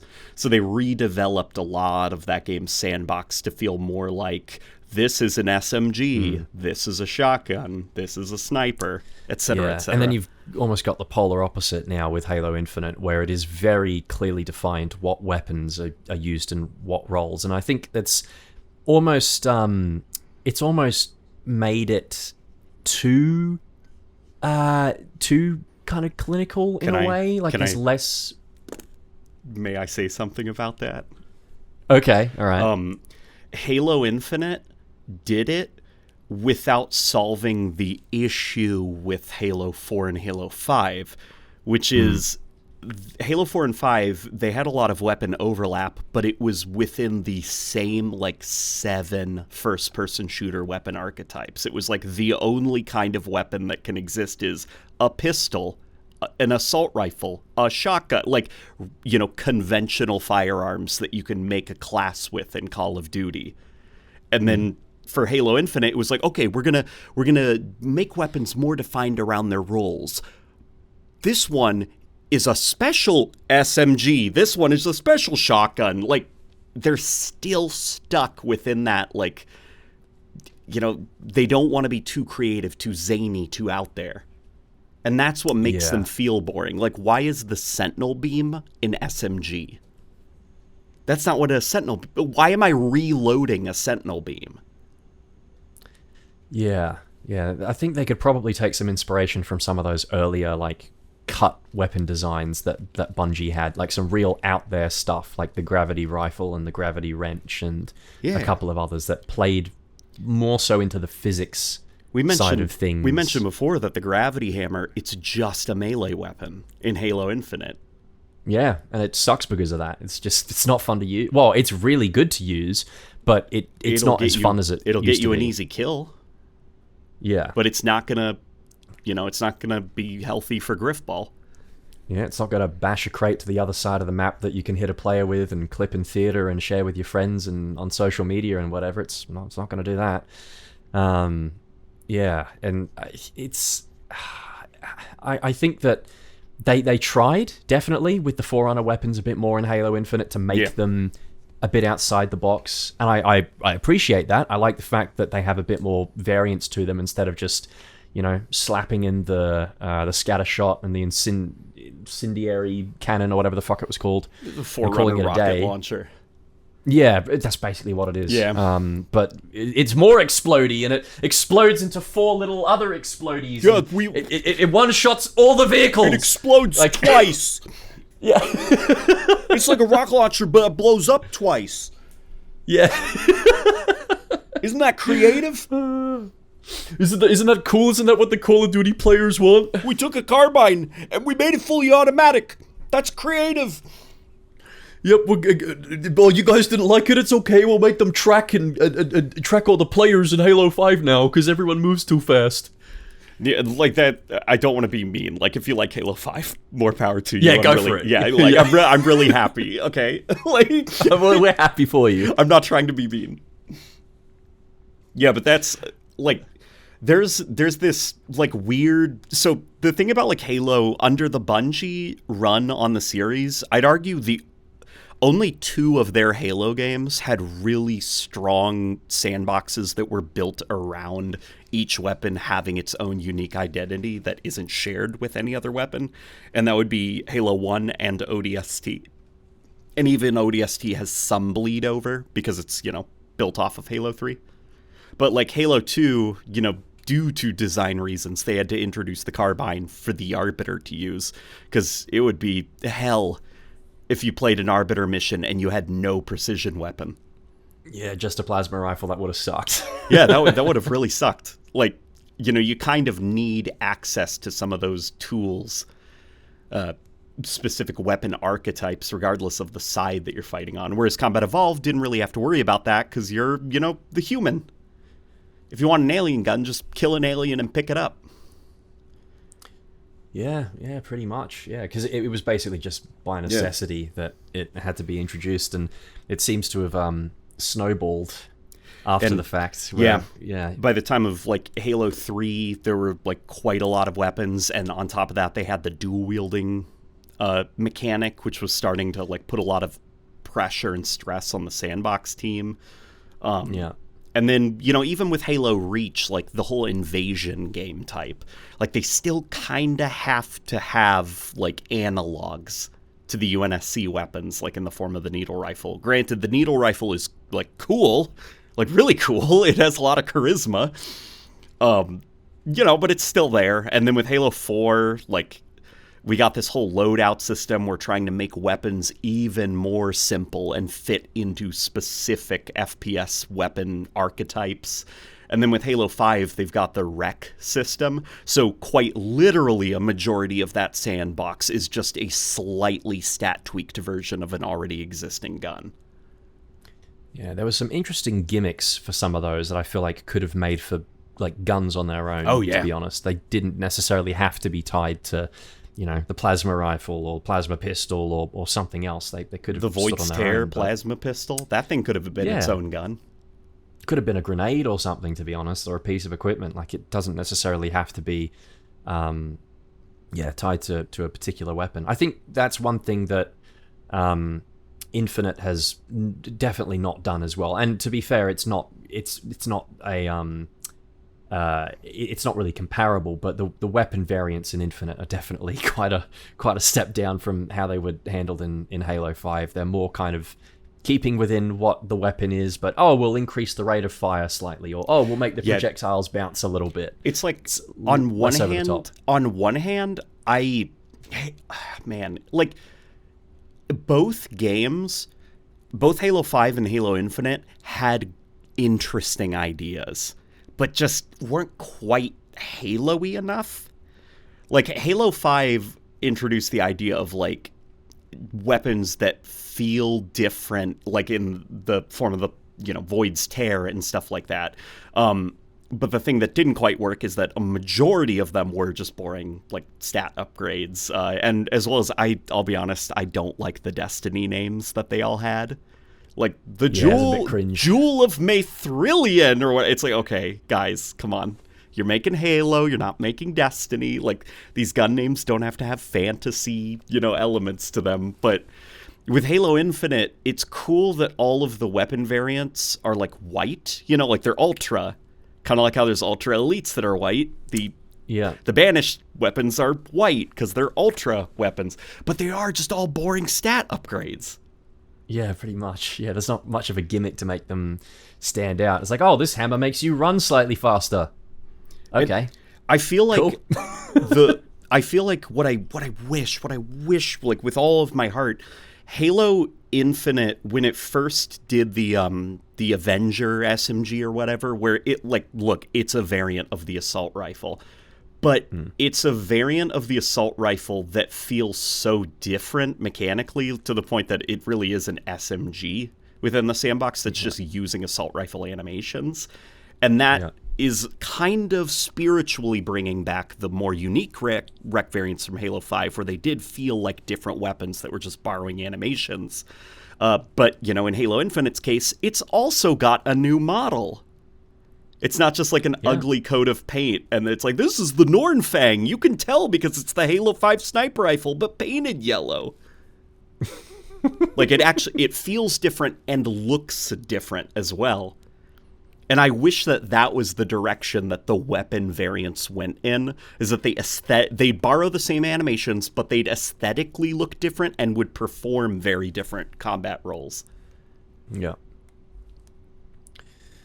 Yeah, things that we can hopefully look forward to in the future, maybe, if that's the path that they want to go down, because, there's a lot of interesting sort of weapon kit variants and stuff that could, I think, realistically be tuned slightly to work in a way that's maybe, say, for example, the Halo 2 kind of classic sniper rifle that they had in that operation.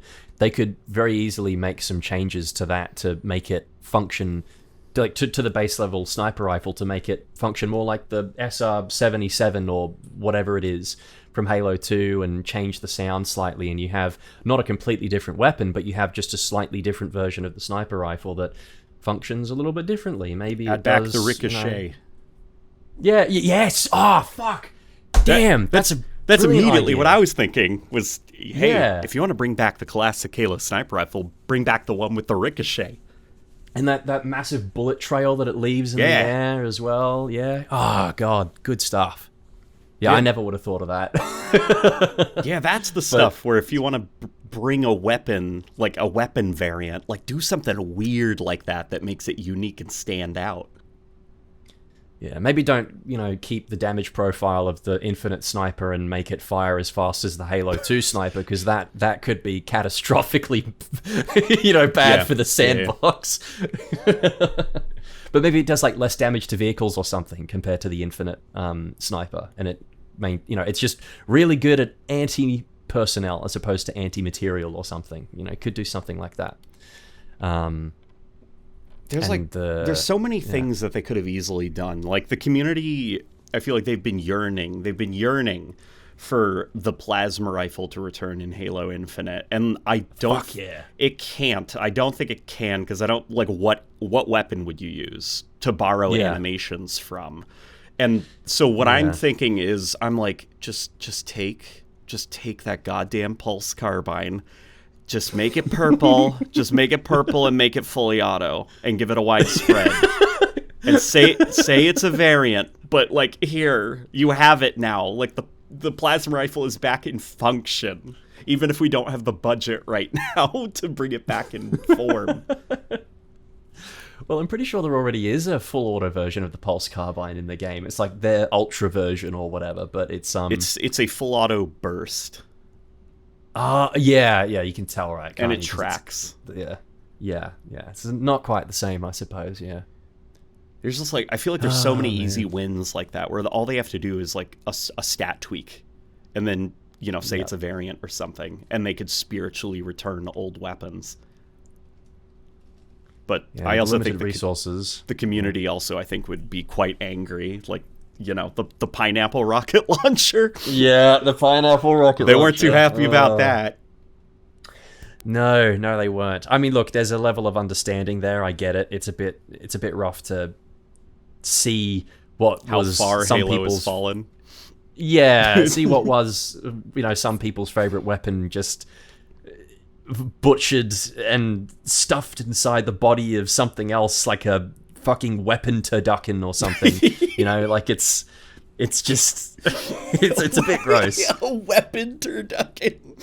Yeah, chicken stuffed inside a duck, stuffed inside a turkey or whatever, but it's a fuel rod gun stuffed inside a rocket launcher, stuffed inside a pineapple. Oh my god. Oh my my eyes are watering. Oh my god, that's so great. A weapon turducken. Well, it's a good way to describe it, quite frankly, because the weapon is stuffed. Like, it's ridiculously OP. Oh my god. Yeah, that is basically what the pineapple fuel rod gun rocket launcher turducken is. Yeah. I feel like in like a beautiful, perfect world. What was the question about? It was about weapon overlap in the sandbox. Yeah. I feel like now we're off. We're yapping about different things. Like in a perfect world, I prefer the Combat Evolved style / ODST style, where it's like, listen, if you're gonna be like if you're gonna be a weapon within this sandbox, I want you to be doing something that nobody else is doing, and I'm not talking about your fire rate or your magazine size. Like, I want you to mechanically feel unique. But there does have to be some, I guess, weapon overlap, to which I would point towards games like probably Halo 2 or ODST or Reach as like, that's about as far as I would go. Like, give the Covenant their own sniper rifle. Maybe give them a carbine or something. But I would generally prefer if most weapons were more unique, kind of like the grenade launcher. Yeah. I think I almost want to say, if it weren't for the DMR, I think Halo Reach would be about as close as you can get to finding that fine line almost. It's because there's not a great deal of overlap in the sandbox, and they at least made the attempt to try and make those weapons that were previously overlapping, like the beam rifle and the sniper, or the carbine and the battle rifle, give them some kind of gimmick that made them If you got different. rid of the DMR, that's a great point. Yeah. That's interesting, yeah. Yeah, because obviously the DMR and the Magnum are a bit too similar in terms of their functionality and what people use them for, except the Magnum has just got crazy levels of bloom. The needle rifle at least has that gimmick where against unshielded opponents, you hit them with 3 and they super combine, which is, it gives it enough to make it different from the carbine. And then you've also got the focus rifle, which is really just a sentinel beam with a scope, but because the sentinel beam isn't in that game, at least it fills some kind of niche. It's not particularly good as a sniper rifle. I think it probably needed to do more damage in order for it to be welcomed by the community. I'm going to say things. I'm going to say something that I am saying a lot more now, which is it's because it's for the enemy to shoot at you. Yeah, it is. Yeah, it's a suppression device. It's like you're not instantly deleted like you are with the beam rifle. With this thing, it's just, the laser, it's getting me. I've got to run to cover. Yeah. It's kind of to counter that very much overkill that they had with Halo 2 and to a lesser extent Halo 3 with the jackals with the beam rifles, and they can just delete you from existence, evaporate your bones in one shot. Yeah, I think if it was tweaked slightly for multiplayer, maybe it had like a slowing or a stun effect on players that it hit, similar to the plasma rifle, or even a ricochet, CE. a reflection ability. Yeah, the beam can reflect off of metallic surfaces. Yeah, something like that. Because the AI, they'll be too dumb to ever make use of that, but in the player's hands, you'll be smart enough to always make use of that. Yeah. Almost have like a you could use it to shoot around corners and stuff. Yep. If you know that someone's there. Yeah, cool little things like that. Just little tweaks for the multiplayer that could have made them work slightly better. Yeah. But Reach was pretty close. It was pretty close, and it's just a shame that 343 kind of batted full over to the other side with Halo 4 and just made everything a double up of something else. This thing's an LMG, this thing's an SMG, this thing's a shotgun, this thing's an assault. Like, all of your favorites from the Call of Duty franchise are here. Yeah, and then as a consequence, they had to make those other weapons that fit within that sort of that particular niche of weapons. So assault rifle, for example, they had to make them operate more like the weapon that you expected them to operate like. Mm-hmm. So like the storm rifle, for example, it kills so fucking quickly, and historically that was never the purpose of plasma-based weaponry. It was to strip shields so that you could swap over to bullet-based, finish them off with that. But the storm rifle in Halos 4 and 5 is fucking crazy. It's just it melts you, and it's not really the purpose of it melts you, not to be confused with the assault rifle. That melts which you. Also melts you. Not to be confused with the saw, which melts you. Not to, and then you have and so on. The suppressor, which is the Forerunner assault rifle. Which melts you. Well, yeah, if you're standing 5 feet away from someone, but otherwise it's pretty shit. Which goes into, like, another kind of issue, I guess, that I also have with that Halo 4 and Halo 5 Sandbox philosophy, which is a weapon is good at X range, and that's what makes it unique. Like, it's like the only things that separate weapons is their fire rate, their range, and their magazine capacity. And that's it. Like, what does it do mechanically? It shoots bullets. This one kills at this range, this one kills at that range, and that's about it. Yeah, it makes you, as a player, I feel like it limits you to how you feel like you can use those weapons, and in what circumstances. And I think that philosophy has almost bled over a little bit into Halo Infinite to some extent. Like, there's some instances where it hasn't. Like the assault rifle, for example.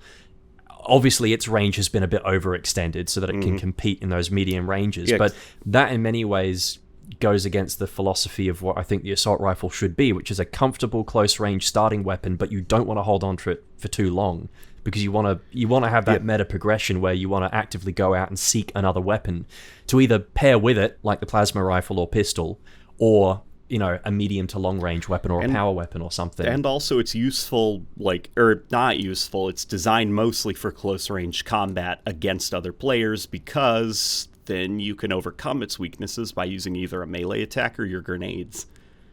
Yeah.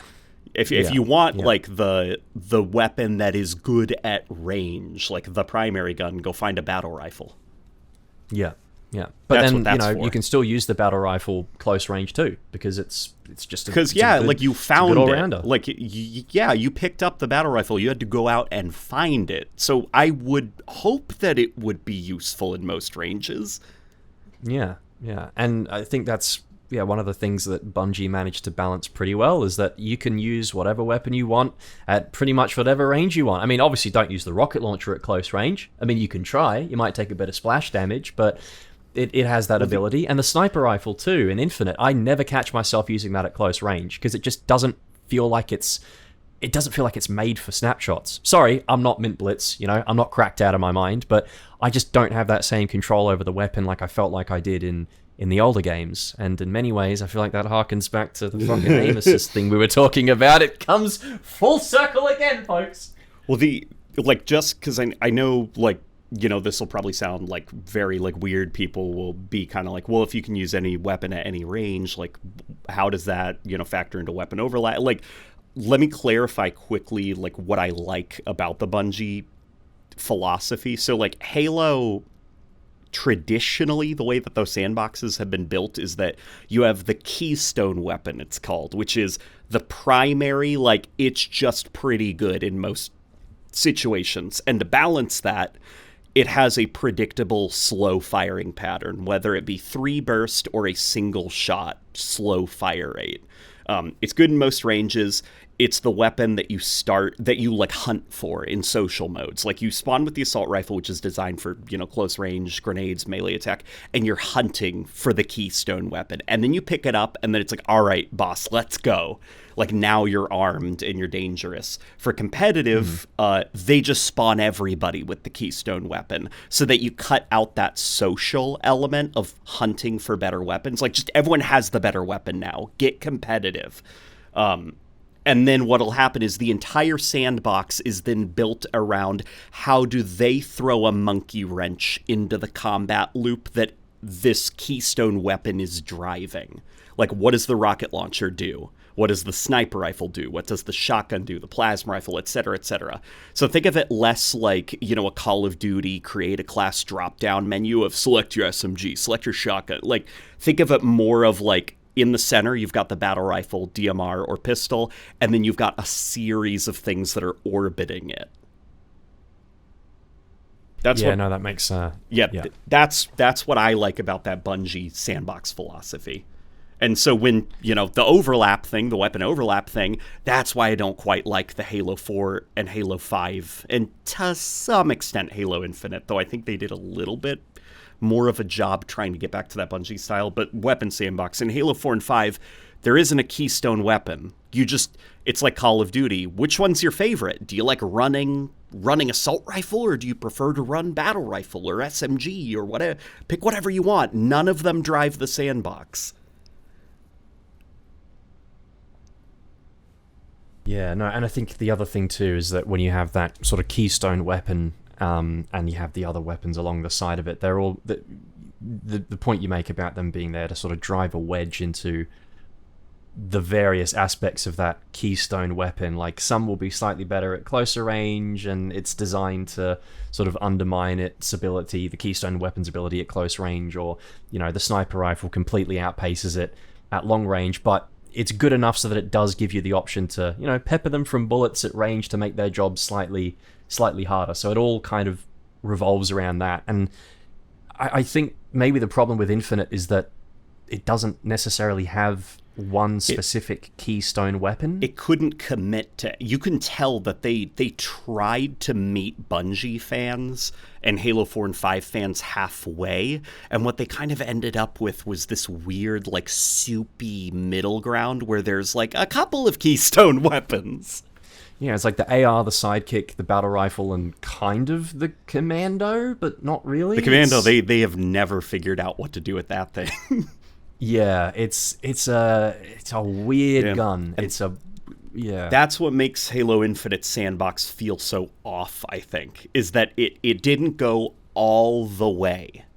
So it's stuck in this no man's land. And so, classic fans, they feel like a lot of the side weapons are not unique enough, and that the keystone weapons aren't competitive, don't have competitive integrity like enough to drive a combat loop. And then the Halo 5 fans, they do just prefer, when I was making fun of that, like, just pick whatever gun you want. None of them have any identity. Like, I was maybe being a little bit too harsh. Like, obviously, if you prefer that style of Halo game, like, that's fine. But they're not going to get that kind of fun out of Halo Infinite. Because weapons are trying to have somewhat more of a unique role orbiting around, I don't know, a weird, vague idea of what the Keystone weapon could be in these, like, 4 UNSC guns. Yeah, it almost feels like they tried to, like, retroactively patch it in with the Bandit Evo and kind of make that the Keystone competitive weapon. But even still, I feel like it's not as, personally to me, I don't find it to be as reliable as, say, the battle rifle, in my opinion. And we talked about the battle rifle earlier. That thing gets headshots for you. Yeah, pretty much. And I think that's part of the reason why I just always default to it, is because it's really damn easy to use. But yeah, just bizarre. I wish that there was a bit more consideration put into that going forward, because it just seems like that's been something that 343 have never quite been able to pin down properly, is how to build a sandbox that doesn't feel overinflated but also isn't too rigid like Infinite's is, and almost aimless in a way. Like, it just doesn't quite know what it wants to be, and it's, yeah. Well, and that's by design, sort of, because with Halo 4 and Halo 5, we know that it was a conscious decision to get away from the Bungie-style weapon sandbox and, make things that are more like, if it looks like a shotgun, it's going to function like a shotgun, like straying away from weird weapons and trying to develop their sandbox more like traditional modern FPS games. But then with Halo Infinite, they got so much feedback from the community during, the content drought post Halo 5 that it feels almost like they got stuck halfway. They didn't want to fully do a Bungie sandbox because they didn't want to, miss out on like what modern gaming audiences expect from first-person shooters. But they didn't want to get yelled at again by the community, so they just got stuck in that no man's land. Yeah. Maybe going forward they'll be they got to pick one. Yeah. I think that seems to be almost a running theme throughout our discussions on this podcast, is the idea that in some regards it seems as though that classic Bungie design philosophy for Halo is almost at odds with what modern FPS games are trying to do, and trying to combine them in some way and find a middle ground is just I'm not sure if it's possible. You just end up with a muddy, diluted version of both. Yeah, and no one's happier, Like, both sides aren't going to be particularly pleased. You have to commit fully to making that Halo experience and those sort of tentpole features and whatnot. Otherwise, if you try and dilute it and water it down, it's the game's going to suffer because of it. Just fundamentally, it's not gonna work, and the community's not going to be the happiest about it. And it's it's a really awful predicament to be stuck in. There was this like thread that I saw in the Halo subreddit a couple days ago, which I know it's the Halo subreddit, but like, just like popping in, seeing what the community's talking about. And there were people that were saying that they missed the scatter shot because the heat wave just sucked. And like, see, like, that's your immediate reaction, but I want to give them the benefit of the doubt. And I'm like, okay, if you're a fan of the scatter shot, you probably do prefer that like modern, like Call of Duty style weapon sandbox where weapons fit very specific generic weapon archetypes. And it's like, yeah, I guess if you pick up a shotgun, you'd want it to feel like a shotgun, and the heat wave does not feel like a shotgun. The scatter shot, though, does. And to me, at least, my problem is I'm thinking, like, the scatter shot, what? You wish that the heat wave was more like that? I wish it was less like a shotgun. Like, my issue is that the heat wave, it's too trapped within the weapon archetype. I wish it could completely be liberated from it and be the true heat wave it was always meant to be. Go crazy with, its mechanics.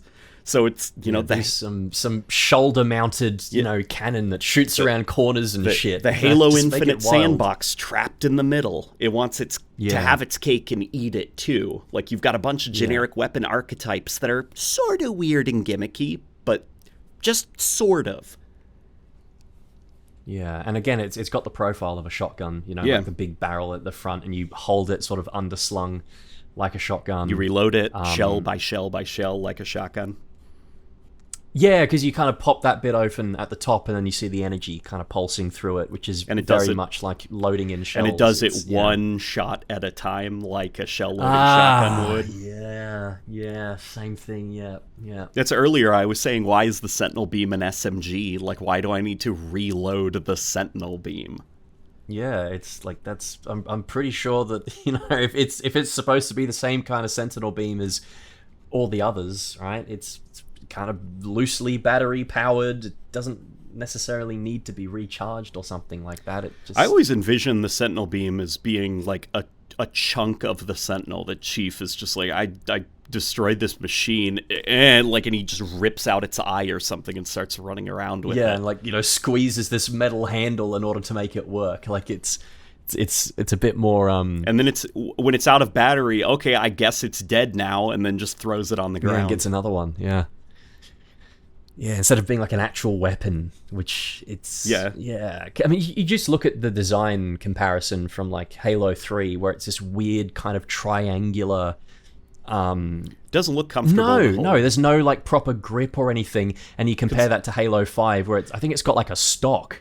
Like, it's its own kind of proper handheld weapon. It's just a weird choice to do that. They essentially, it looks like what they did in Halo Infinite was they took the profile of the Halo 5 post-launch DLC Sentinel Beam, which it was built kind of like a gun, and then they redesigned it so that it looked a little bit more like Forerunner-y. So it does have the profile of like an SMG-like weapon, but it looks like a Forerunner thing, and so it just kind of looks like a Forerunner SMG. Yeah, like if I send a photo of the Sentinel Beam from Halo 3, or even Halo 2 Anniversary, quite frankly, it just looks like a chunk of metal. Trash. Yeah, like you would not know that's a gun, but if I showed someone the Sentinel Beam, they'd be like, oh, from Halo 5 or Infinite, yeah, there's a little spot for you to put your hand so you can squeeze the trigger, and there's a little handle on the side that you can hold it with, and it's just... Yeah, odd choice. Very odd choice. And granted, we've never made video games before, so if we did, we'd probably run into the same issue of playtesters just picking up like a weird toaster and being like, I don't know how this gun works. I'm gonna stick with the shotgun. Very simple. You load in the loaves of bread and you pull the lever down and you let that motherfucker rip. You just let it go. Yeah, I mean, hopefully we got some interesting... I don't think we even ever directly addressed the question. We just kind of eventually arrived at accidentally answering parts of it. Well, that's what we do here, right? We have a yarn, we have a yap. Yeah. It's, we have a yap. Yeah, we have a yap. But I think, it's very much, in summary, I think that we... Well, I don't know what we think. I guess we think it's overlap. It kind of sucks, but at the same time, you can't go too far the other way because it gets boring. So you've got to you got to find that hefty middle ground, and you got to have a good solid keystone weapon to start you off with and build around that. I think that's the Cliff Notes. Yeah, I guess my answer to it would be like, how do I feel about weapon overlap in Sandbox? If you're going to design the Sandbox more like a standard Call of Duty style game, like the Halo 5 style, hey, if the Halo fans like that, then you got to commit to that style of Sandbox. But for me, if I'm kind of like, I like the Bungie style of Sandbox, I do prefer the more orbital, celestial body style of Sandbox, where you got that main keystone weapon and then all these other weapons that orbit around it. And in order to make a strong Halo sandbox, you got to pick one. You can't just try to combine the two different philosophies because they are opposed to each other. They are two very different kinds of games. Yeah, so good summary. Good summary. Well, I've noticed that we're coming up to that. Well, at least on my recording, I'm coming up to that sort of hour 50 mark. All right. Did we want to perhaps maybe find a loophole that we can jump through to, or a black goo teleporter, Black Ops 4 style, to wrap things up? Yeah, man, we were talking about Black Ops 4, Call of Duty Zombies. Before this. God. Yeah, that was an interesting year of DLC, that one. Yeah. I don't think I've got really anything else to add. Like that last question that we have listed, that is a whole thing. Yeah, that's a like big chungus. If we want like another hour, then that's the question that we do, but I don't we're approaching our limit, so I don't think we could do much more. Yeah. So we'll probably save that one for a rainy day because it's a great question. Yeah. Great questions. There's yes. There's a lot going on in there. If anybody's got questions to ask, please ask them because you never know when we don't have much to talk about. Yeah. On the Halo front. Yeah, it do be happening. It do be happening. But, you know, as we get further and further into the year, I think we will probably start hearing a bit more news in terms of what the future holds. There's obviously a couple of gaming-themed conferences coming up. Obviously no E3 to look forward to anymore, unfortunately. But there's some other things on the horizon. We just got to be patient, like we have been for quite a while now. We Halo fans, we're really good at waiting for a drop of water in a desert that never arrives. You know, I was just saying at the start of this episode, like, my mouth is feeling real dry, and it's not from all the talking we've been doing. We've been thirsty for so long that we've forgotten what water feels like. Yeah. Please, sir, can I just have a drop? Just a crumb, please? Like, deciding to be a Halo fan can be the most like rewarding experience because Halo at its high is so freaking cool, but man, the valleys you have to endure as a Halo fan. Yeah, I think that a good summary right now of the Halo community is that we're a bit like Griff and Simmons, you know, at the start of Red versus Blue, where they're just sitting there in that big box canyon in the middle of nowhere, like, what the fuck are we doing? what's going on? Oh yeah, just like finally, like they're starting to break through. They're asking, why are we here? Yeah, why are we here? Why are we guarding this flag? It's just some kind of cosmic coincidence, you know? And then suddenly, out of nowhere, the adventure kicks off. You know, you don't expect it, but just one day, you know, something falls into your lap and it's like, oh, all right, we're off again. Here we go. It's just like you said, there's a lot of valleys that we're kind of slowly traversing at the moment, but I think that Halo Studios will hopefully have a bit more to show this year because it's the 25th anniversary of Xbox and Halo next year. It's a big event. Next year. Yeah, 2026 is a big year for Halo. So a quarter of a century. If they don't do something with it that year, I'd be shocked. If they do something next year, I'll be shocked. Yeah. Fingers crossed. We've missed so many like iconic moments in the Halo franchise, and the only like reference to them happening in regards to the IP is like a Twitter post. Yeah, 10 years of Master Chief Collection that came and went like a fart in the wind. Do you know how freaking wild it is that like Master Chief's birthday doesn't have some kind of in-game event tied to it? Yeah, just get a social post. Yeah, we just get a social post instead of like some insane game mode where every player is overpowered, or like one player is the Master Chief and their armor turns green and you all have to kill the Master Chief. And whoever kills him becomes the Master Chief. It's like Regicide. Just bring Regicide back. Yeah. Or Juggernaut or whatever, and just, rename it Chieficide or something. I don't know. Maybe not that. But it's... canonically, it's a big event. It could be a fun little event that they do in game, but no. You could even make the announcer for that game. Oh, Steve Downes, of course. Oh, yeah, Steve, my beloved. He needs to get that man to cook. Give him some more work, please. I can't get enough of Steve Downes. He should definitely be like a voice pack or something, or like a little AI in Halo Infinite. I'd snap that up. Where did the AIs go? I turned them off. I muted them.